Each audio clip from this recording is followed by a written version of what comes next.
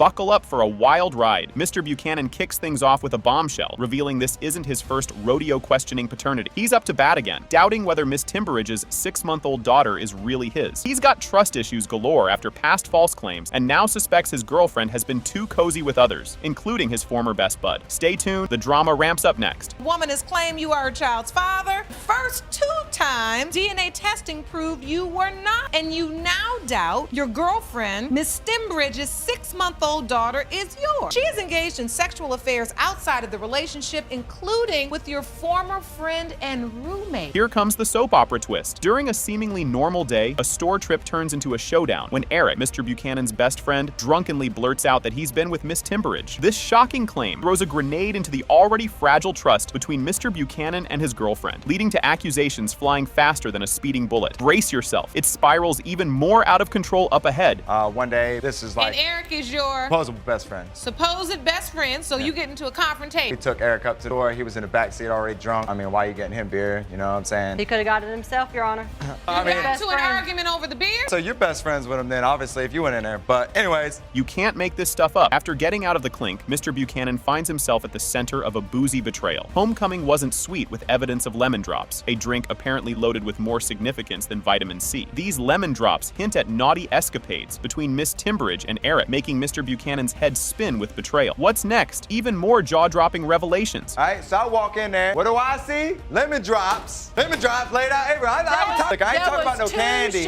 Check it out. She told me about the beer. So when you picked me up, why didn't you fair warn me when I got home? Why are you gonna let me find out by myself? Because you forgot. I didn't forget too much. It was still there, weren't it? Grab your popcorn, folks. Miss McNeil steps into the courtroom with gossip that could fuel a reality TV show for seasons. She claims to have caught Miss Timberidge in quite the compromising position. This bombshell adds yet another layer of scandal to an already sizzling situation. What will the next turn reveal in this tangled web of drama? It says that you witnessed firsthand Yes, ma'am, some inappropriate behavior. Yeah. That was not going on, Your Honor. When I walked in, all I saw was booty in the air at the head of his bed. Things just got real. The plot thickens with a pregnancy test that's positive, sparking a mix of hope and horror in Mr. Buchanan. He's torn between love for the child and lingering doubts about whose genes are swimming in the little one's DNA. They head for a DNA test that could either tie them together or blow their fragile world apart. Next up, the moment of truth. We take a pregnancy test because Judge talking about she late. I ain't bleed, I'm late, all right? So we took a pregnancy test. Not like positive isn't like good job. Positive isn't like there's something wrong in there. That's why I'm denying that little girl, man. It's the grand finale, folks. The results are in, and the courtroom holds its breath. Mr. Buchanan, you are. Thank you. That's a blessing.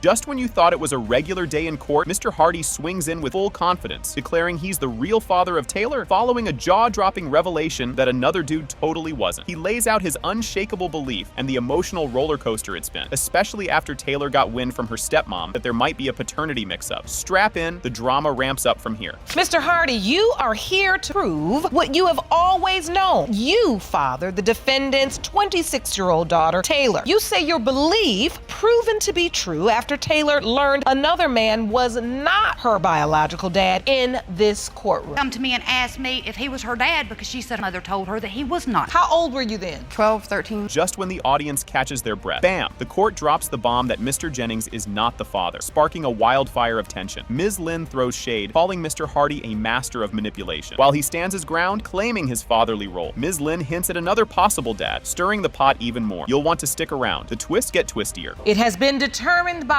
this court. Mr. Jennings, you are not the father. Mr. Hardy, you say Ms. Lynn is a master manipulator who has stopped you from being a daddy to your little girl. Claim the plaintiff is not Taylor's biological father, and you intend to prove that There's a possibility between him and one other person. In a twist that could make a soap opera blush, Mr. Hardy reminisces about the early days of doubt when Ms. Lynn first announced her pregnancy. Despite feeling sidelined by her family, he recounts his undying efforts to be in Taylor's life, showcasing his commitment against all odds. What unfolds next? More juicy details, of course. The second time she told me she was pregnant, I doubted it because she had already said she was pregnant before. So you were told she was pregnant before? Yes, but she wasn't pregnant that time. So I had my doubts the second time she told me she was pregnant. Believe it until I seen for myself that she was pregnant. Were you there? Not Nope. at all. Her parents did everything they could to keep us apart. From the time Taylor was about 9 years of age, I didn't get to see her. Here's where it gets spicy. Amidst Thanksgiving turkey and pies, Taylor gets skeptical about who her real daddy is, and decides to turn detective, she dives into a personal quest to uncover her biological roots, ending up sending a direct Facebook SOS to Mr. Hardy. The emotional ante is up, and the next chapter is a doozy. So how did you find that he might be your biological father? Maybe I was 23, right around there. I had asked my mom, my boyfriend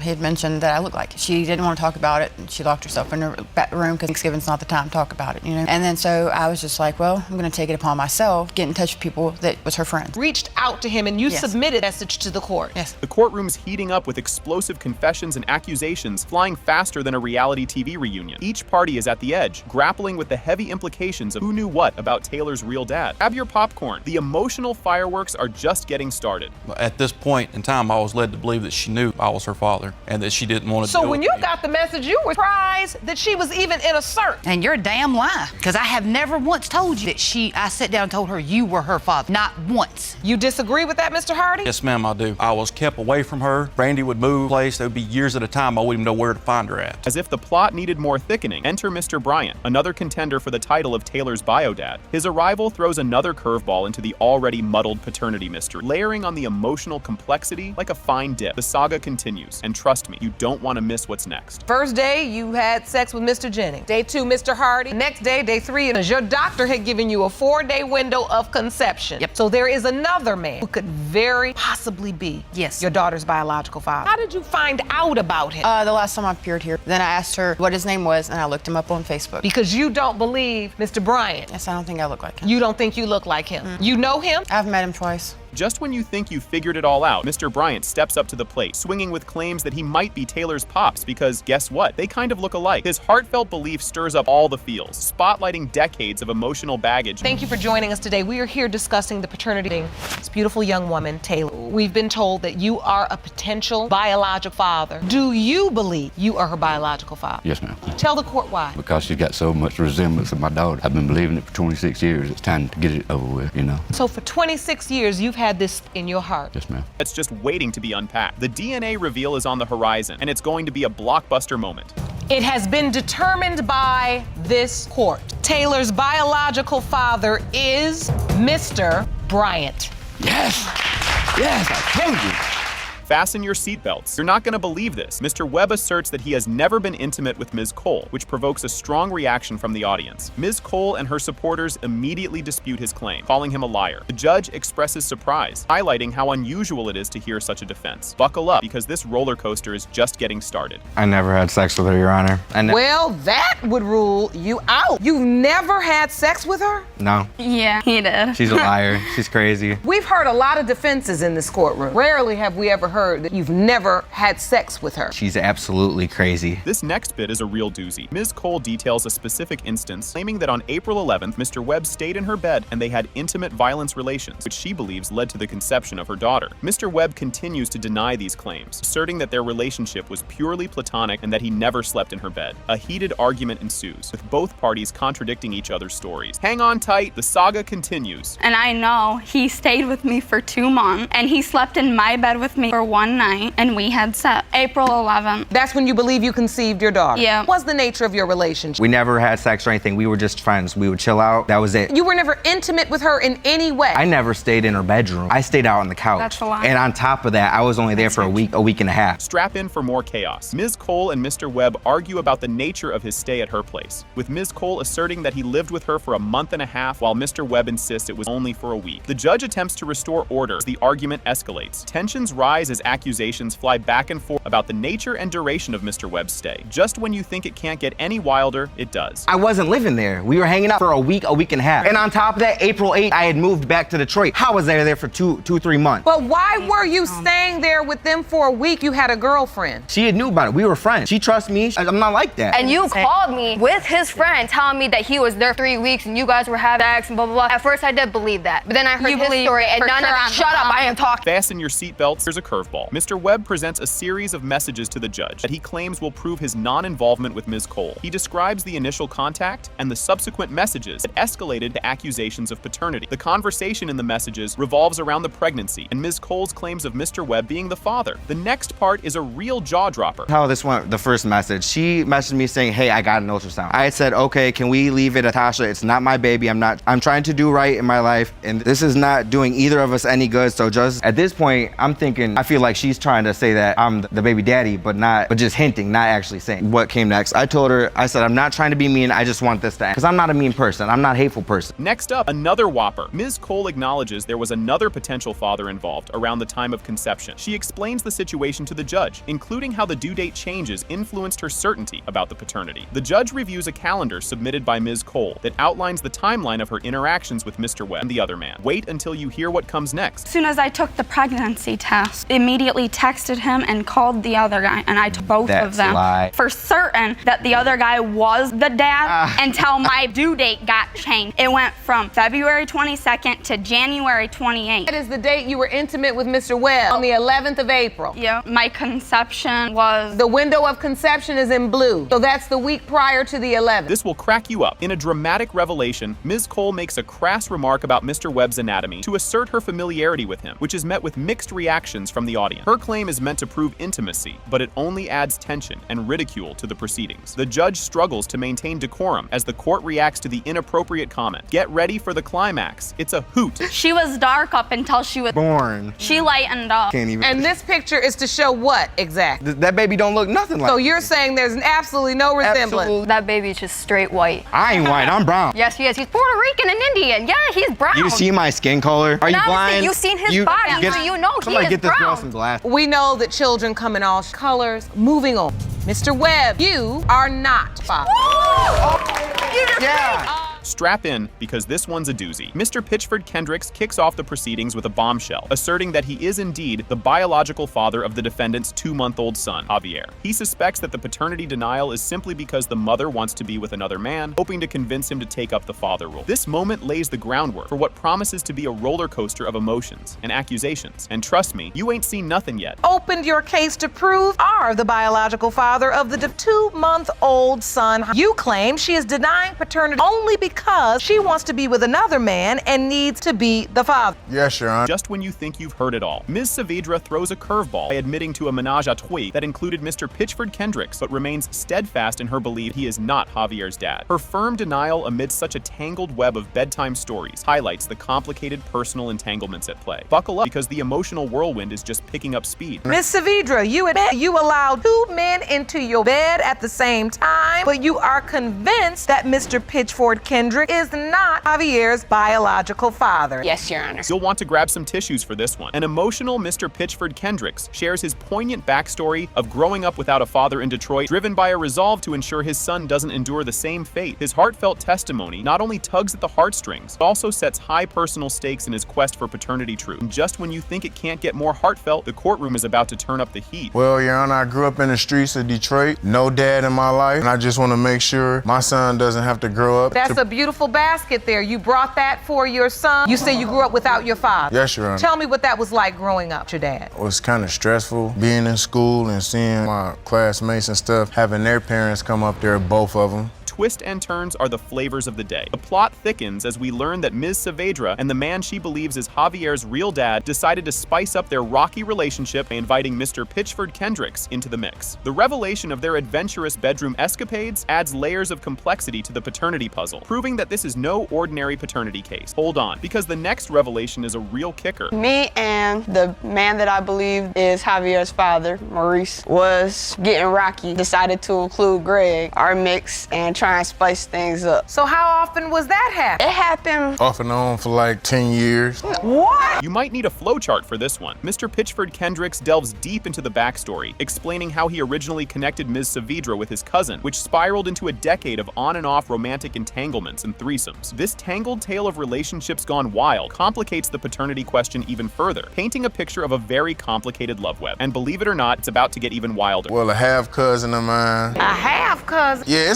he my cousin's cousin. You were dating a woman, you ended up sleeping with her roommate. You developed a friendship with that roommate, and then she asked you to introduce her to somebody, so you introduced her to your cousin. Her and your cousin invited you into their bed threesome when their relationship needed spicing up. Here's where it gets spicy. In a critical twist, Mrs. Saavedra pinpoints the night she believes Javier was conceived, linking it to an unprotected liaison during a tumultuous time in her primary relationship. This key moment is crucial for untangling the convoluted timeline of events and may just be the clue to solving the paternity mystery. Fasten your seatbelts, because the courtroom drama is about to explode. I think Javier was conceived because that's when the unprotected happened. Like the times we had threesomes, I was trying to reach them, you know what I'm saying? So, and wear a condom, but I kind of liked her from the first time I had seen her and stuff, so. So what are you saying? So when you had the threesomes with your cousin and her, you would wear a condom? Yeah, for respect for him. Because that's respect. The plot thickens, and so does the tension. Ms. Saavedra reaches out to Maurice, her primary partner, upon discovering her pregnancy, setting off a chain of confrontations and accusations about who the real father could be. This segment is a roller coaster of emotions, highlighting the strain and turmoil that paternity uncertainty can wreak on personal relationships. And just when you think it can't get more intense, the next chapter adds even more fuel to the fire. I contacted Maurice, told him I was pregnant. Contact the guy that really was your boyfriend. So when you told him you were pregnant, did he say, it's not my baby, it's Mr. Kendrick? He didn't say anything to the degree at the time. We talked about it later on. Afterwards, he called me trying to act like, these your babies over here, dog. I'm telling you when I see you on, man. You got me over here taking care of your babies. Cause between both of the babies, like before her first baby was born, that's when the threesome started. Grab your popcorn, folks. The judge steps in with a conception calculator, attempting to scientifically determine the likely window of Javier's conception amidst the chaos of conflicting testimonies and convoluted personal narratives. This attempt to inject some scientific rationality into the proceedings underscores the court's effort to cut through the emotional fog with some hard facts, and you won't believe what comes next. Conception calculator, because you all just over the place. So Javier's birthday is January 9th, 2019. Conception window is between 12th and April 18th. That's not when he was due. He was born early. He was due January 26th. We was having threesomes. It has been determined by this court. Mr. Pitchford Kendrick, you are not the father. Can you believe what we're seeing here? Miss Brooks is clearly upset as Mr. Page denies paternity of their son, Ivian, after planning to have this child together. She vividly describes how Mr. Page, a younger man, swept her off her feet following her previous long-term relationship. However, he is now questioning the child's paternity, accusing Miss Brooks of an affair with another man, Tony Wilson. Grab your popcorn, because this is just the start of the drama. Ms. Brooks, you state, after getting out of a 9-year relationship, you fell in love with Mr. Page, a younger man who you say swept you off your feet. You claim both you and Mr. Page planned to have a child together, but since giving birth to your son, Ivian, Mr. Page is now denying the child you so desperately wanted to have. Yes, Your Honor. What's he thinking? Mr. Page is adamant that he isn't Ivian's father, blaming Miss Brooks' frequent outings with Mr. Wilson. His frustration is palpable as he details his work schedule and his growing suspicions about her loyalty due to her evasive behavior and social escapades. The pot is about to boil over, so stick around. Mr. Page, you state you know the child isn't yours. Ms. Brooks was having an ongoing of another man by the name of Wilson. Yes. You say Mr. Wilson, who is also here today to be the father of her son and has even posted pic on social media, fact. Yes, sir. This just keeps getting thicker. Alongside the paternity mess, Miss Brooks and Mr. Page dive into other boiling issues in their relationship. Mr. Page throws in complaints about Miss Brooks' handling of money, painting a picture of financial chaos and mismatched expectations that have been straining their life together. We'll want to see what happens next. Things are getting spicy. It stimulates from the paternity issues, because at first, when we first got together, it was lovely. When I first was pregnant, he did everything. He was there, he was good, like during the pregnancy, and then everything changed. I think it has a lot to do with everything ain't changed, John. What changed is her coming home at night with her and my son being around Mr. Wilson, her friend. Did that really just happen? As Mr. Page airs his doubts, he points to the supposed timeline of his relationship with Miss Brooks, suspecting infidelity during the conception period. He brings up a social media post by Mr. Wilson that suggests a much closer relationship with both Ivian and Miss Brooks, intensifying his doubts. The next revelation is a doozy. Don't miss it. So you feel like she was cheating on you sometime during the window of conception. Yes, Tell sir. me about that doubt. She knew Black longer than she knew me, so they've been messing around or whatever they've been doing. I know Black's Facebook page is dedicated just to her and my son, and I have evidence right here saying that. That is just my friend. We take Tell me if that looks like a relationship or a friendship. Buckle up, this ride is getting wilder. The courtroom scrutinizes photos and social media updates that show Mr. Wilson with Ivy on, implying he's more than just a friend. Mr. Page sees these as confirmation of his suspicion about the nature of the relationship between Miss Brooks and Mr. Wilson. Wait till you see what comes out of the woodwork next. These are all photos of you. All dedicated to Mr. Wilson. That's the baby in there? That's just a picture of me and them. It's one of his file pictures. Yes, I'm the best thing that's... I mean, look at that. And then that's Mr. Wilson Ivion. He is really upset because... How's he been there? Because you're not. With him. Milk, I buy what I got. When you're not there, he is there. Mr. Page does things, but he does the bare minimum. You thought it couldn't get more heated? During a fiery exchange, Miss Brooks and Mr. Page go head-to-head over her interactions with Mr. Wilson. He accuses her of neglect, while she argues that Mr. Wilson has been a pillar of support. Things are about to get even more heated. Keep watching, because the gloves are coming off. Mr. Wilson walks around my son. He does not let it be known that he's not the father. He does not let it be known that he's the father. But how is that my fault? You're right with him. How is that my fault? No, and you don't feel about that. And I'm talking to you. Your Honor, right now. And he's walking around telling them they're having sex. Who's he telling this to?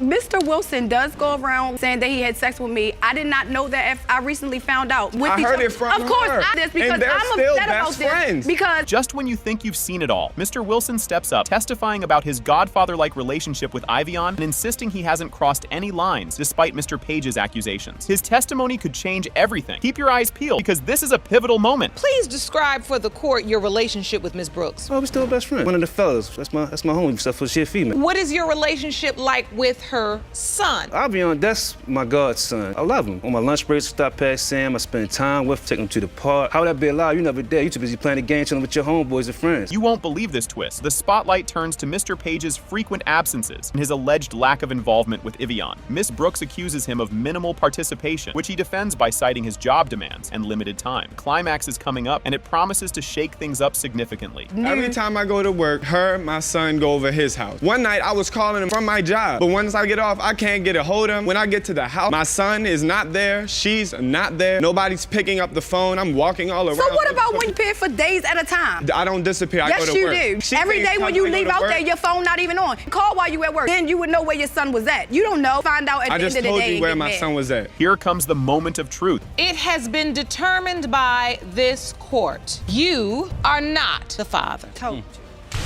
Told you. Hold on to your seats. Mr. Kennedy makes a theatrical entrance claiming he's dragged into court despite being a good guy, just to prove he's not the father of Ms. Pope's 3-month-old son, Christian. He's adamant about his innocence in this baby drama. Ms. Pope and her mother are visibly frustrated, insisting Mr. Kennedy owns up since he played a part in the baby-making process. Mr. Kennedy throws a curveball, suggesting Ms. Pope might just be looking for a scapegoat for her baby daddy woes. And just when you think it's all simmering down, the pot's about to boil over in the next segment. Mr. Kennedy, you claim to be a nice guy who was to make the tough decision to drag the defendant to court, prove you did not father her 3-month-old son, Christian. Yes, Your Honor. Ms. Pope, you and your mother are that Mr. Kennedy denies paternity and refused to acknowledge your child. You say he laid down with you and now he has up and paid. Yes, Your Honor. You won't believe this. The plot thickens as they unpack the friends with benefits setup that never had any strings attached, or so Mr. Kennedy claims. Ms. Pope airs out some dirty laundry, revealing Mr. Kennedy wasn't the Prince Charming he initially seemed to be. Fast forward, where he accuses her of not being over her ex, tossing another spicy meatball into the mix. Buckle up, because the revelations just keep rolling out. No, we never did. It never had a chance to take off. We did get along in the beginning. He was a jerk, and I no longer wanted to be around that. Why were you sleeping with him if he was a jerk? He came off as an all-American guy in the beginning. We had a lot of things in common. We had the same football team. That's enough to sleep with somebody, birthday and a football team. The bottom line is you all got along in the beginning. The stakes are getting higher. Mr. Kennedy confesses he started ghosting Ms. Pope right when she needed him most, post-pregnancy announcement. He's backpedaling, recalling the murky details of the pregnancy news peppered with mentions of other potential daddies. Grab your popcorn, because the drama unfolds even more in the next chapter. I found out that I was pregnant at 6 weeks, a cutie one morning, and threw it up at work. I put the 2 and 2 together. It wasn't rocket science, and I knew that I was pregnant. And Mr. Kennedy, do you remember when she told you she was pregnant? Told me around May or June or July. At that point, she had said there were 2 other gentlemen, and I had asked her, could it potentially be mine, and she said, no, you're in the clear. So things take a turn for the digital, where a Facebook message becomes Exhibit A. Ms. Pope had pinged Mr. Kennedy with a baby pic, which sparks a whole new level of paternity paranoia. As the judge scrolls through the messages, the courtroom feels more like a soap opera set. Don't touch that dial. The next moments are guaranteed to amp up the drama. She tell you were the father? Through Facebook, I got messages. It is your testimony that she did not tell you, she didn't tell you anything about the pregnancy, anything. You didn't hear from her until the baby was born. Yes, I had messaged him the night that I went into some labor. message. I've been trying to get a hold of you. I want to call you and talk. Reply about. She replies, would you like to guess? Cue the violins as Mr. Kennedy reflects on his personal visit to see the baby, searching for any sign of a family resemblance. He pledges his commitment to fatherhood, assuming the DNA stars align. Ms. Pope calls him out for his lackluster dad vibes, to which he retorts with tales of mixed signals. The emotional roller coaster is just getting started, so stay tuned for the climactic close. 6-hour trip out of my day to go up and actually see the child with my own eyes, just to make sure she was being truthful. I didn't get anything until after the child was born. For a while, trying to gather, anything, any kind of quirks that might relate him to myself or my other, find any similarities between him and I, and that was basically it. Went up mainly just to see the baby for my own eyes, just to make sure that this wasn't a ruse of some sort. As they lay out their final arguments, both sides are throwing everything but the kitchen sink into the ring. Mr. Kennedy is all in for a paternity test, while Ms. Pope paints a picture of a roller coaster relationship ride. The judge sums up the saga, setting us up for a DNA result that promises to be a game changer. The suspense is real, folks. And Ms. Pope, as much as I understand if he is not biological father, do you know where the other two gentlemen are? Yes, Your Honor. And would they want to be a part of Christian's life? Would they put themselves available to testing so that we can get this confirmed once and for all for this beautiful baby? It has been determined by this court. Mr. Kennedy, you are the father. Mr. Lang is all in his feelings, wishing hard that little Janelle is his, despite the swirling cloud of doubt hanging over him. On the flip side, Ms. Brown and her mom are 100% certain there's no other dad in the picture, puzzled by the Lang's angst. Now, Ms. Brown, you and your mother also here today claiming there's absolutely no possible father for your baby. You argue that neither of you can understand why the Langs are so distraught today because they haven't bothered to see the child and mom. Ms. Lang drops a bombshell, accusing Ms. Brown of sneaking around with her son's lifelong pal, Mr. Dixon, stirring up a paternity puzzle. Ms. Brown fires back, totally denying the fling, defending her honor against the sandbox betrayal saga. Miss Brown slept with my son's best friend from the sandbox best friend, Mr. Dixon's. Is that true? No, Ms. that's Brown? not true, Your Honor. I've never slept with Mr. Dixon. Mr. Dixon and Mr. Lang been not friends for a while. They've been going at it, trying to fight each other. Ms. Brown reminisces about Mr. Lang's over-the-moon reaction to her pregnancy news. Quite the contrast to his mom, who's brewing a storm of suspicion, especially after Mr. Dixon throws in his 2 cents, hinting the baby might be his. I was at the doctor. I came home and I gave him the paper saying I was pregnant. He kept the paper. He kept it with to show everybody, oh, I have a baby on the way. The whole entire pregnancy, birth and delivery. He was happy to have a baby. Mr. Lang, when you found out I was pregnant, you were happy about it. Did you have any doubts at that time? Not at that time, no, I didn't. At the baby's grand entrance, Mr. Lang is there, scissors in hand, ready to cut the cord. Yet, as he looks down at the newborn, doubts cloud his joy, all thanks to a suspicious hairline that doesn't quite match up. I said, oh, look at your baby, woo, woo, woo, no. And then he pulled the hat off. He said, Mom, what's up with this hair loss? Daddy is 51 years old. Pulled it back. I said, Jimmy, let the baby's just born. Just knock it off. Because just don't do that. Mr. Lang, you are not father. Are you serious? Strap in for this roller coaster. Judge Lake begins the hearing by stating the case of Mora vs. Platt, where Ms. Mora seeks to prove Mr. Platt is the father of her 3-year-old daughter in order to have him acknowledge her and sign the birth certificate. And guess what? It's just the tip of the iceberg. The case of Mora versus Platt. You opened your case to prove that the defendant, Mr. Platt, is 3-year-old daughter, Anaya's biological father, in hopes that he will acknowledge her, finally sign her birth certificate. Correct, Your Honor. This one's a doozy. Mr. Platt expresses his doubt about being the father, leading Ms. Mora to emphasize how crucial it is for her daughter's birth certificate to list her father, relating it to her own upbringing without a father. You'll want to stick around because what comes next is a real eyebrow raiser. Mr. Platt, you say you refuse to be legally responsible for a child. You seriously doubt. Yes, Your Honor. Ms. Mora.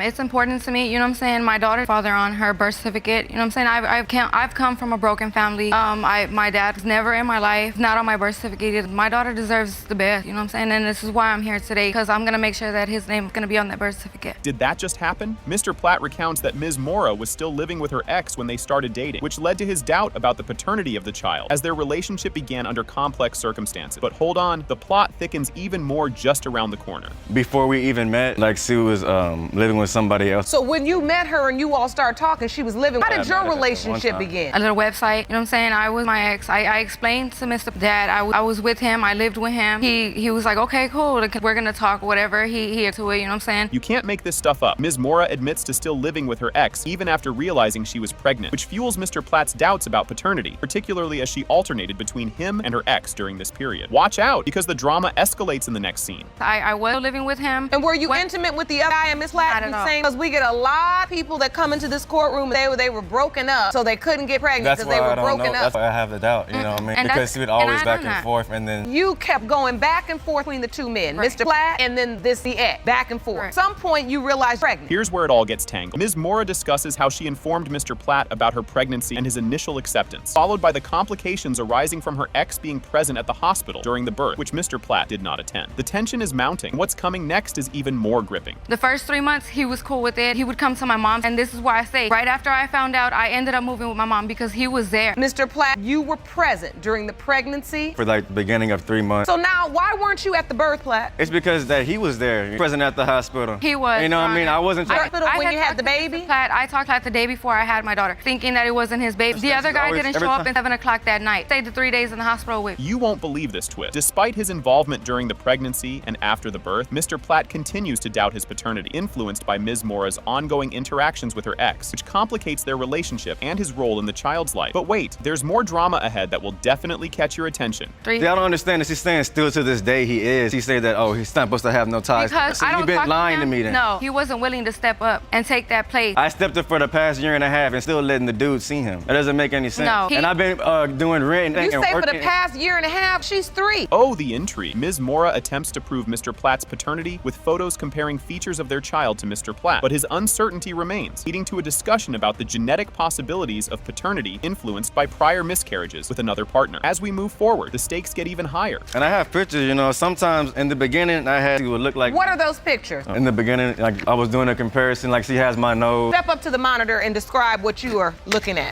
She has my cheek. As far as in the eyes, like she has her eye. And then the next picture, she's starting to change a little bit. Like she has my ear still, but her eyes looks like the other guy's eyes. This is a real head scratcher. Judge Lake comments on the complexity and ongoing interaction between Ms. Mora, her ex, and Mr. Platt, expressing confusion and concern about the stability and clarity of the familial relationships for the child. Brace yourself, because what unfolds next is a major reveal. Even this little smile he does as he's kind of laughing. And I know the other dude is not, because we've had so many miscarriages. And our last miscarriage was right before Anaya, and I lost that baby when I was 5 months. I was already in 2nd trimester. And here we go, the big reveal. It has been determined by this court. Mr. Platt, you are father. Can you believe this start? The case of Lindsay versus Dannenbrink kicks off, throwing us into a paternity dispute that's as tangled as a daytime soap opera. Ms. Lindsay steps up, claiming after a lifetime of secret, she's pinpointed her real dad, Mr. Dannenbrink. She's all set to lay down the proof in court, sparking curiosity about how this drama will unfold. Just wait, it's going to get even juicier. Case of Lindsay versus Dannenbrink. Ms. Lindsay, you say that after of lies from your mother and uncertainty about who your father is, you believe you finally found him. Yes, Your Honor. You say everyone in town, including his family, knows Mr. Dannenbrink is your father, and you intend to prove that. Hold on to your popcorn, folks. Mr. Dannenbrink dives into his side of the story, admitting to a fling with Ms. Lindsay's mom, but vehemently denies being the father. He paints a picture of their fling as a hit and run, making it clear, in his view, fatherhood is out of the question. Yes, Your Honor. You admit to having a sexual relationship with Ms. Lindsay's mom, but say there is no way you're biological father. That's right, Your Honor. I'm her, and we had like a hit and run situation. She disappeared on me. Then we got back together again, and a couple days later, she went her way. It just kept on for years that way. There's no way she could be my daughter, Your Honor. You're not ready for this bombshell. Ms. Lindsay drops a community-sized clue, claiming that everyone, including Mr. Dannenbrink's own kin, sees him as her dad. A confrontation with an ex of Mr. Dannenbrink adds more spice, insisting Ms. Lindsay is his child. Up next, the plot thickens tremendously. About 35 years ago, my mom does admit to having a child with Mr. Dannenbrink. How many years ago? About 35. When I was about 16 years old, an ex, Mr. Dannenbrink's, came to my house, and being the child that they had had together. When I had asked my mother about that, she told me no, that it wasn't true. Guess what happens next? Several years back, all involved parties crossed paths again, leading to neighborly ties and shared holidays. Despite these close encounters, Ms. Lindsay never broached the paternity topic with Mr. Dannenbrink, fearing rejection. So about 4 or 5 years ago, we all pretty much met up again in church. I knew that Dannenbrink Brink was the person that I had thought, or at least was, so I just left it alone. And my mother and him had started talking again. I guess you would say, lived right next door to each other, and we started having Barbie. Spent a few holidays together and things like that. The man next door, your neighbor. Yes. You believe he's your biological father. Yes. This part is a tearjerker with a twist. Doubts about her mother's honesty push Ms. Lindsay to probe public records, finding nothing to back up familial claims. Her emotional journey through this discovery process peels back layers of family secrets. The climax is near, and it's a doozy. Your mother's saying that Mr. Dannenbrink is not your biological father. The doctors did say that I was born a month early, but they all said that I was going to be a boy the entire time she's pregnant with me. So they could have been wrong. My mom does admit to having a child with Mr. Dannenbrink, though the dates have kind of changed a little bit. I remember at one time it was that she was an older sister. Then I remember at another time she was a younger sister than me. She was stillborn at birth. Buckle up for the finale. It has been determined by this court, Mr. Dannenbrink, you are not. Sorry.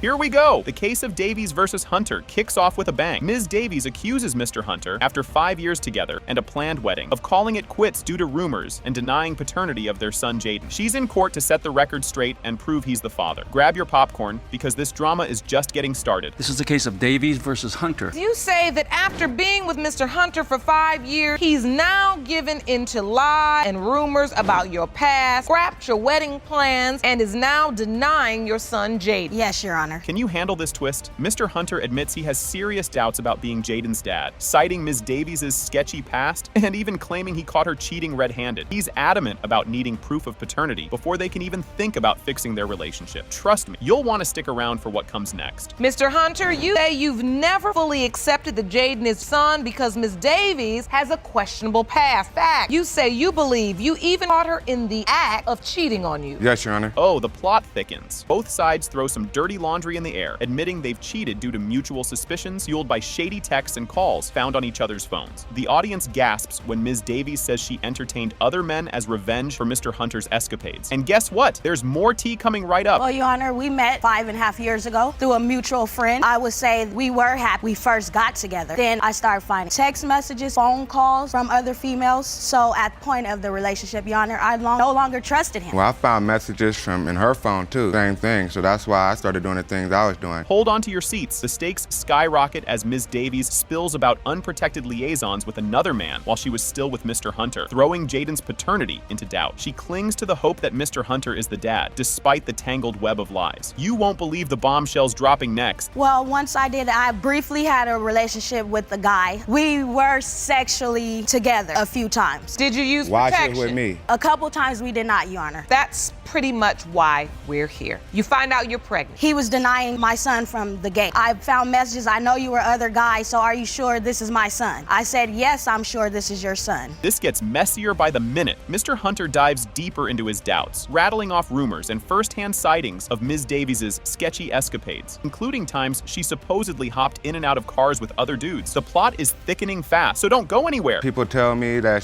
she been hanging out, hopping in and out of cars. You know what I mean? I had a friend that told me they went to a party one time with some guy at the party. That was around the time when the baby was going to be conceived. I did go to party, but as far as me hooking up with guys at a party, that is false, Your Honor. Did that really just happen? The emotional roller coaster hits a peak, discussing Jaden's birthday bash that Mr. Hunter skipped, highlighting the depth of their personal and co-parenting struggles. It's a mess, and it's only going to get messier. Stay tuned, because the next revelation is a doozy. He's present in the home, but he does not physically interact with Jaden. We just had a birthday party for Jaden. Devon didn't show up. Why didn't you show up to the child's birthday party, Mr. Hunter? And she gonna start tripping on me and all kind of stuff, because we were, like, at that time, she was mad at me anyway. Doesn't matter, you're still supposed to show up to his birthday party. If I came to the birthday party, But she would if have been this jumping all potentially over me in front of all the guests at the birthday party. Are you ready for this? As the courtroom drama winds down, couple reflects on their rocky relationship and its impact on little Jaden. Ms. Davies tries to connect the dots with physical traits she claims Jaden shares with Mr. Hunter. The verdict is up next, and you're not going to want to miss it. Ms. Davies, I heard you just say I know for certain I have Mr. Hunter's hair, and look at my son's. They both have curly hair, nice hair. My hair is nothing like that. My hair is nappy. I need a perm. Both of their hair look a mess, but I'm gonna give the baby a pass. I was getting mine done, Your Honor. And I understand you're looking at texture of hair. You thought that was wild? Wait till you hear this. It has been determined by this court. Mr. Hunter, you are not father. I told you.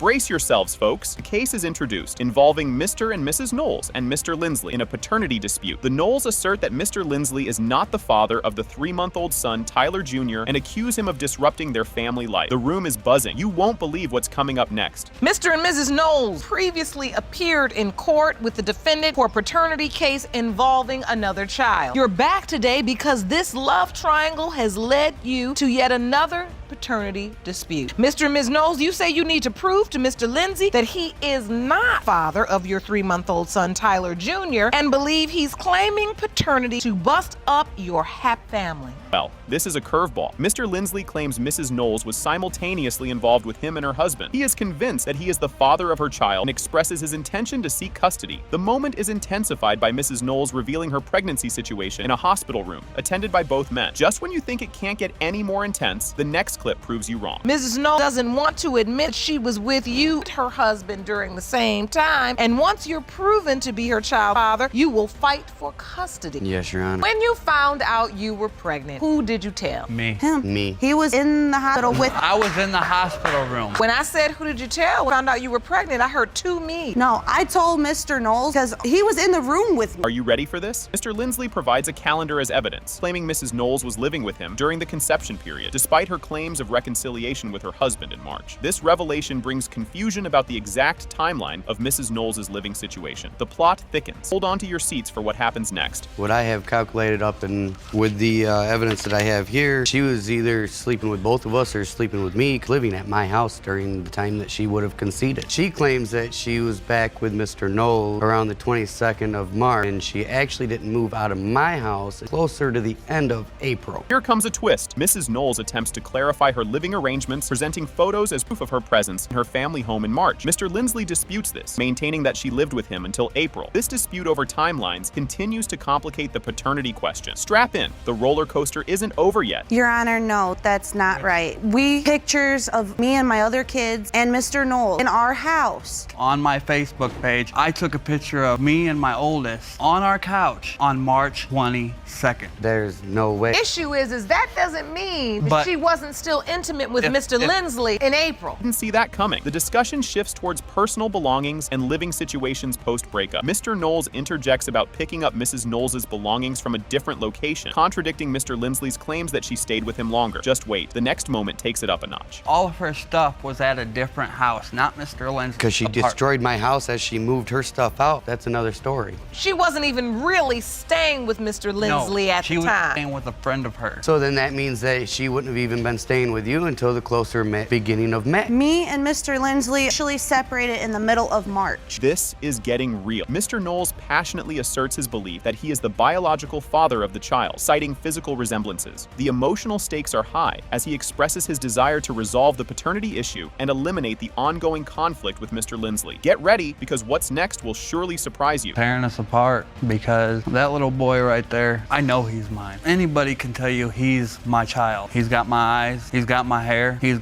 even got my... Your hairline? He looks like me all around. He's my little prodigy. I just want to get the results, Your Honor, and done with him, period. Chaotic. I want to move on with my family, be away from all this. This is a pivotal point. As the case nears its conclusion, Mr. Lindsley still insists he could be the father, leading to a tense exchange about Mrs. Knowles' fidelity and the exact timing of her relationships. The judge stresses the importance of resolving the paternity for the sake of the child involved. Buckle up for the dramatic reveal ahead. You have the baby, and you name the baby Tyler Jr. Which, when she called me about having the baby, she told me a whole nother name. Remember the exact name she told me, but she didn't. Okay, but what matters is what's on his birth certificate. Because my name is on his birth certificate. What matters in terms of name, what's on the birth certificate, but the truth is, just means it's his legal name. And now, the big reveal. It has been determined by this court. The biological father is Mr. Knowles.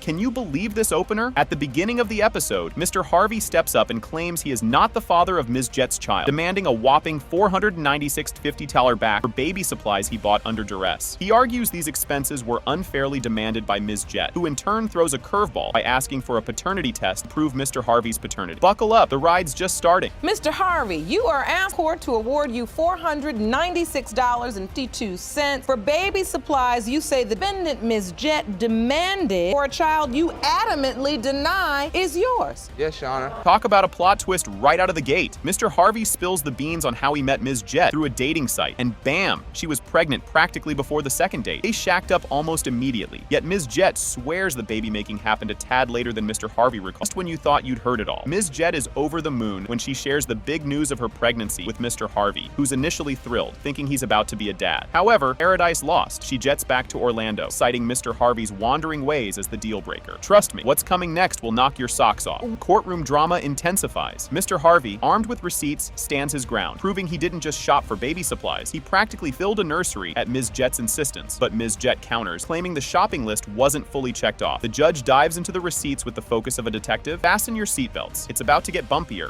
Might need a map for this turn. Mr. Harvey, feeling duped, questions the baby's paternity after discovering Ms. Jett tagged another man in the newborn's social media pictures while still shopping around romantically. This bombshell leads him to doubt everything about their connection. The next part is a doozy. Stakes are high and getting higher. Mr. Harvey argues he financially supported Ms. Jett through her pregnancy, despite the murky waters of their relationship and his doubts about being the father. Ms. Jett, on the other hand, is not having it and disputes the extent of his contributions. The plot thickens, and you'll want to see how this unfolds. A money order right here. Your Honor, he has not given money. And only have evidence for that. So she's going, yeah, he gave it, she got it. But if I ain't have evidence for that. This episode takes an unexpected dive into the deep end. The court probes deeper into Mr. Harvey's paternity doubts, sparked by Ms. Jett's ongoing escapades and a flurry of red flags about the baby's daddy drama. The courtroom tension escalates as they dissect their short-lived, tempestuous affair. Brace yourself. Climax is up next. You feel like turned his back on? You can cut the tension with a knife. As the hearing drags on, the emotional, desperate need for a paternity test to sort out the mess. You won't believe the bombshell about to drop. The multiple dudes, she got pregnant fast. The departure, I was still there, and the real departure when I stopped seeing the baby was because she had threatened me. That's the reason why I didn't go seeing the baby, is because she had threatened my life, you know? Your Honor, he tried to make me walk home.